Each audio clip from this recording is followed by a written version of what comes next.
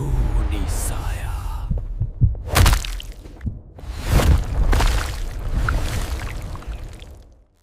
शुक्रवार की रात थी।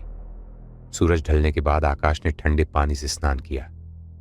उसने साधना का सामान एक झोले में रखा और लाल रंग के वस्त्र पहनकर नंगे पांव ही शमशान की ओर चल पड़ा। चारों तरफ घना अंधेरा था और शमशान में गहरा सन्नाटा पसरा हुआ था। कहीं कहीं सियारों की आवाज और उल्लुओं की डरावनी चीखें उस माहौल को और भयानक बना रही थी। नदी किनारे पहुंचकर आकाश ने लकड़ी के पटरे पर अपना आसन लगाया। उसने इत्र की शीशी खोली और पूरे स्थान पर सुगंध फैला दी। चमेली के फूलों से उसने आसपास की जगह को सजाया और अपने शरीर पर भी इत्र लगाया। फिर वह ध्यान में बैठकर अप्सरा साधना के मंत्र जपने लगा। कहा जाता है कि सुगंधित चीजें भटकती आत्माओं को जल्दी आकर्षित करती हैं। आकाश ने यह सब इंटरनेट से पढ़ा था, लेकिन उसे अंदाजा नहीं था कि असल में यह अनुभव कितना भयावह हो सकता है। उसके मन में डर तो था, लेकिन जुनून उससे कहीं ज्यादा था। यह वही समय था जब आकाश अपने मोबाइल पर रात रात भर कुछ ना कुछ खोजता रहता था। वह मानसिक रूप से बहुत परेशान रहने लगा था। छोटे शहर से आया आकाश मुंबई की तेज जिंदगी में खुद को ढाल रहा था। वहीं उसकी मुलाकात मोना से हुई, जो आधुनिक विचारों वाली लड़की थी। उसकी खुली सोच और दोस्ताना व्यवहार ने आकाश को आकर्षित कर लिया। धीरे धीरे आकाश मोना के प्यार में पूरी तरह डूब गया। उसके लिए मोना सिर्फ एक लड़की नहीं, बल्कि उसकी पूरी दुनिया बन गई थी। लेकिन मोना के लिए यह रिश्ता धीरे धीरे बोझ बनता जा रहा था। 1 साल बाद उसने अचानक कह दिया, I think this is not working, let's move on. यह शब्द आकाश के दिल में किसी हथौड़े की तरह लगे। वह टूट गया। उसने मोना को हर जगह ढूंढा, फोन किया, लेकिन कोई जवाब नहीं मिला। धीरे धीरे उसका प्यार जुनून और फिर पागलपन में बदल गया। इसी निराशा में उसने इंटरनेट पर तंत्र मंत्र और साधनाओं के बारे में पढ़ना शुरू किया। उसे एक पोस्टर मिला जिसमें मनचाहा प्यार पाने का दावा किया गया था। उसी नंबर पर उसने कॉल किया। दूसरी तरफ से आवाज आई, 11 दिनों में तुम्हारी इच्छा पूरी हो जाएगी। जिसको चाहोगे वो खुद तुम्हारे पास आ जाएगा। आकाश को यह सब असंभव लगा, लेकिन उसकी उम्मीदें टूट चुकी थीं। इसलिए उसने खुद ही अप्सरा साधना करने का निर्णय ले लिया। बिना किसी गुरु के मार्गदर्शन के वह इस खतरनाक रास्ते पर चल पड़ा। शुक्रवार की उसी रात उसने शमशान में साधना शुरू की। घंटों तक वह मंत्र जपता रहा। कभी कभी उसे लगता कि कोई उसके आसपास है, कभी किसी के रोने की आवाज आती, तो कभी हवा अचानक तेज हो जाती। लेकिन उसका मन मोना के ख्यालों में खोया हुआ था। लगातार 10 दिन तक उसकी साधना चलती रही। फिर एक रात अचानक वातावरण बदलने लगा। हवा में तेज सुगंध फैल गई। ठंडक इतनी बढ़ गई कि उसका शरीर कांपने लगा और फिर एक अजीब सी हंसी पूरे शमशान में गूंज उठी। अचानक उसे अपने शरीर पर किसी के छूने का एहसास हुआ। पायल की आवाजें चारों तरफ सुनाई देने लगीं।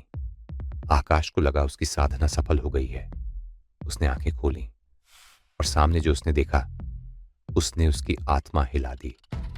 एक भयानक विकृत चेहरा ली स्त्री उसके सामने खड़ी थी। उसकी आंखें डरावनी थीं और माहौल पूरी तरह बदल चुका था। आकाश की चीख निकल गई।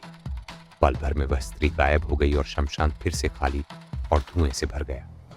डर के मारे आकाश वहां से भागकर अपने घर लौट आया, लेकिन उसने साधना अधूरी छोड़ दी थी और यही उसकी सबसे बड़ी भूल थी। घर पहुंचकर भी आकाश का डर खत्म नहीं हुआ। उसका दिल जोर जोर से धड़क रहा था, लेकिन कुछ ही समय बाद उसका जुनून फिर से हावी हो गया। उसने तय किया कि वह साधना पूरी करेगा, चाहे जो भी हो।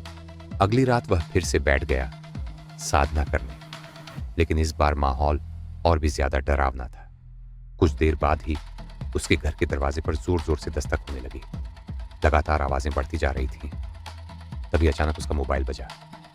स्क्रीन पर नाम देखकर वह चौंक गया। मोना। इतने महीनों बाद मोना का कॉल देखकर आकाश पागल सा हो गया। उसने तुरंत फोन उठाया। आकाश, तुम घर पर नहीं हो क्या? मैं कब से दरवाजा खटखटा रही हूं। ये सुनकर आकाश सन्न रह गया। उसने तुरंत दरवाजा खोला और सामने सच में मोना खड़ी थी।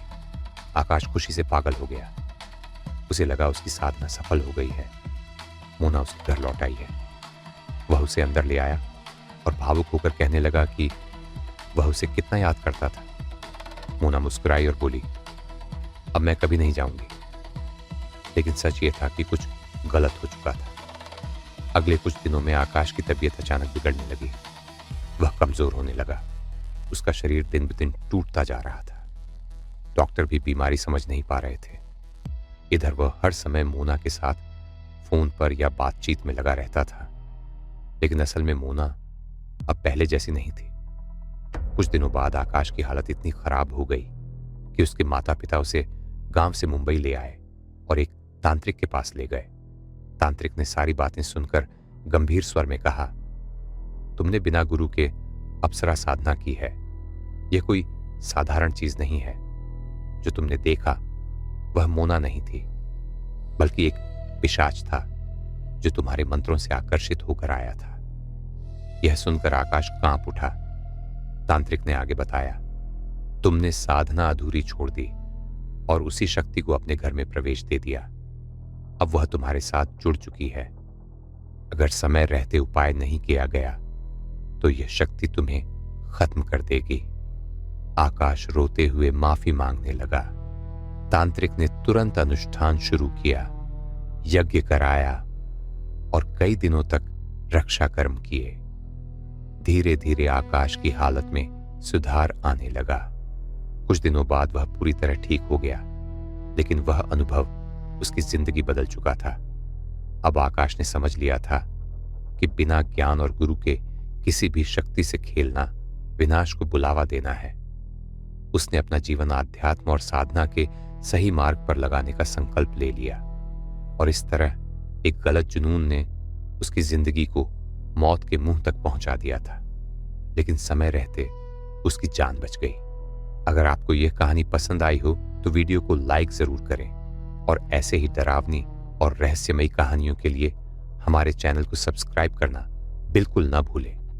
नई नई कहानियों के लिए बेल आइकन दबा दें ताकि हर नई वीडियो की नोटिफिकेशन सबसे पहले आपको मिले। और हाँ दोस्तों, कमेंट में जरूर बताना कि आपको आकाश की यह कहानी कैसी लगी। मिलते हैं अगली डरावनी कहानी में। तब तक के लिए धन्यवाद।